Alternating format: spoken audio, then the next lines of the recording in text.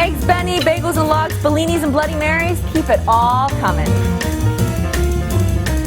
Everyone loves a great brunch, but it can be so much more than just your usual omelets and pancakes. I am in heaven. On this Feed Me TV, I'll share what a typical Korean brunch looks like. It's just dinner all the time. We'll make some well-known Israeli breakfast dishes. It's one of those dishes that you want to take a bath in it.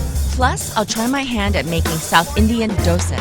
Oh no! That's not good. It's brunch from all over the world, right here on Long Island. Don't go away. I'm getting full just looking at it.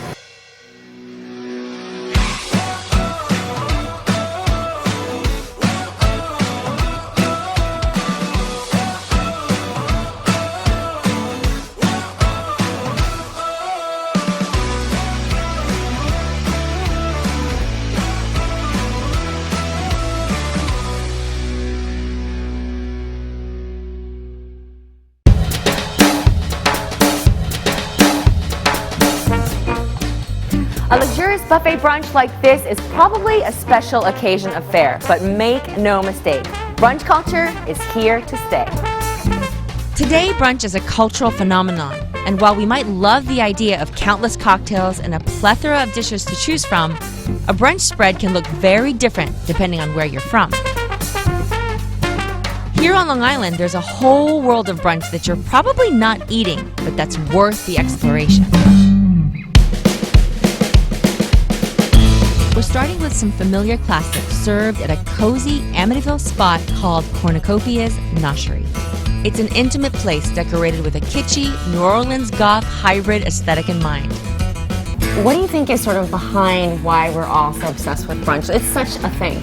It's comfort. It's cozy. You wake up late. You have yummy food. You're sitting down. You're enjoying your company. No cell phones. No cell phones. Chef John Paul, so you are the brunch master chef back here. We're gonna make a classic brunch dish here. It's called the Fat Bastard. Yes. Let's see this fat bastard in motion. No problem. Chef John Paul made his tiny little brunch dish with 2 eggs, 2 pancakes, 3 different meats, bacon, sausage, and ham, 3 types of potatoes in the home fries, and a scoop of chocolate gelato. Chocolate gelato and ham and sausage. Yeah, I guess I can get behind that. All this gets a generous drizzle of chocolate sauce and a dusting of powdered sugar. I'm getting full just looking at it. I'm gonna mix it both. Is that crazy? Why not? Hey, it's a Fat Bastard plate. You can do whatever I want. Got whipped cream and chocolate sauce and anything. I think I started a new thing. Sausage and chocolate. It's great. Thank you. I'm gonna go with that. Yep. For a spin on the American classics, how about an Israeli brunch? This weekend meal always includes fresh salads and cheeses, but a spiced baked egg dish called shakshuka is a must. Rothschild Boulevard is an iconic and bustling street in Tel Aviv, Israel. It's known for its beautiful architecture, shopping, and loads of restaurants and cafes. 2 brothers, Shir and Daniel Nahum of Great Neck, decided to replicate that famous street's energy when they opened Rothschild's Coffee and Kitchen on Middle Neck Road. It's brunch time now. Families everywhere. It's bustling. We love it. A lot of people say that it reminds them of the atmosphere in Tel Aviv. And you guys have the usual brunch classic cocktails. But then I saw something like a vodka nana. Yeah, the vodka nana is actually a play on a mint lemonade, which is very popular in Israel. And we basically just added vodka to it and made it, way better. Yeah. Perfect. So let's make the shakshuka. I want to see how we do the sauce. Okay, we're going to start with the onions and the peppers. Caramelize those. That takes a while. Yes.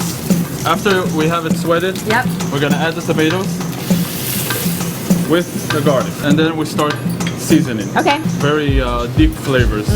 All that comes together and it's going to be a sauce. That beautiful velvety blanket of tomato flavor that we're going to add the eggs to. Okay, so the shakshuka is ready, Yes. right? Nice and soft, bubbly, hot. Bubbly and runny.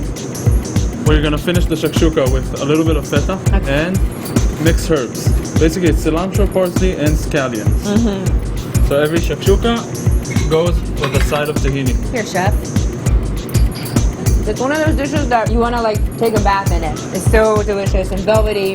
Thank you, chef. C'est bon. Think you know Mexican brunch? How about an Indian or a Korean spread? Idli, dosa, deliciousness. Stay tuned for more brunch around the world coming up. You know I'm ordering this. Our visit around the world through brunch continues at Hicksville to the House of Dosas to try a South Indian brunch feast. When you come for a meal, take a stroll into the gift boutique next door. You'll find imported jewelry, saris, and figurines stocking the shelves. Owner Selvi Jayazdi brought me back to the kitchen to meet Chef Vadaban. Come on, Kelly. Thank you, Selvi. This is the back of House of Dosas. Yes, we're going to make regular masala dosa. A regular for you to masala try. dosa. Yes. A masala dosa is a very popular breakfast and lunch preparation. Chef Vadaban showed me his expert dosa technique. So what's in that mix? Rice, urad dal, Yes. and salt. Now it's my turn. Okay, so I'm just pouring it like this? Yes. Oh no! You're doing it, you got it. Why is that? What? That's not good. Slowly, okay. Huh? How do you like them dosas? The crepe is filled with boiled, tender potatoes, seasoned with onions, curry leaves, turmeric, and other spices. It's simple, fragrant, and incredibly comforting. All right, I'm gonna take this dosa off because I think it's ready. Hey, hey!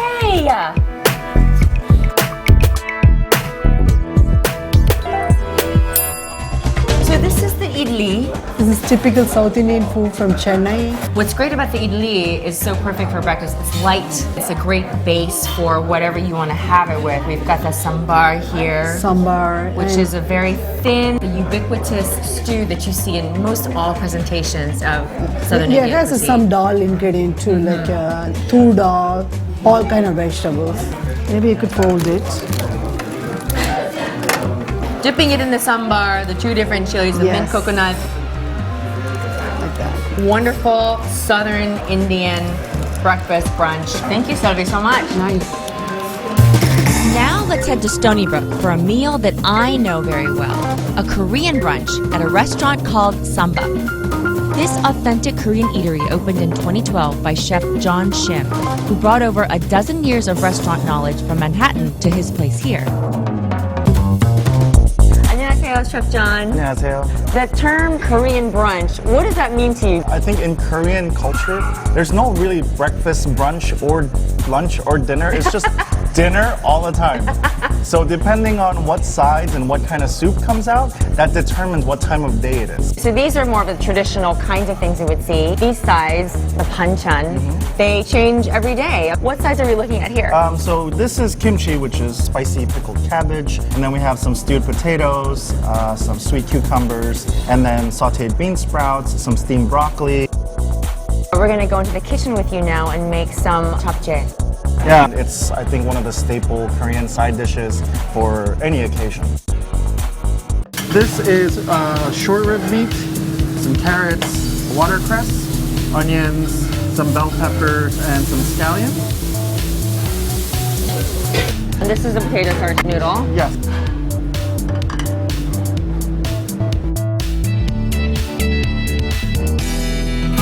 A beautiful Korean brunch is what I have, but here's the best part. It can be dinner, it can be breakfast or lunch, all kind of the same usual suspects. This is the japchae that we just made. I've got my stew and all of my sides, and I am in heaven.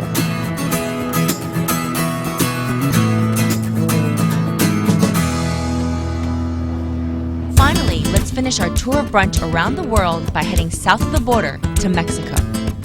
A Mexican brunch means fresh corn tortilla tacos and eggs with all the fixings. And at Cara Cara in Farmingdale, diners can order authentic dishes as well as the usual crowd pleasers. Yes, it's true that huevos rancheros is an incredibly popular dish. It consists of 2 fried eggs on top of corn tortillas. We've got fresh salsa, a side of rice, beans, and guac. But here's my diner's tip. If you see huevos divorciados on the menu, order that. Each egg gets its own salsa. We've got a red salsa on one and a green salsa on another. It's a tiny spin, but it leads to a big flavor kick that makes the entire dish that much better. And let's not forget about the Mexican brunch cocktail, Salud to the Michelada. It's basically a Bloody Mary, but instead of the usual vodka, we swap it out with beer. Bloody Marys are hands down my favorite brunch cocktail. You know I'm ordering this.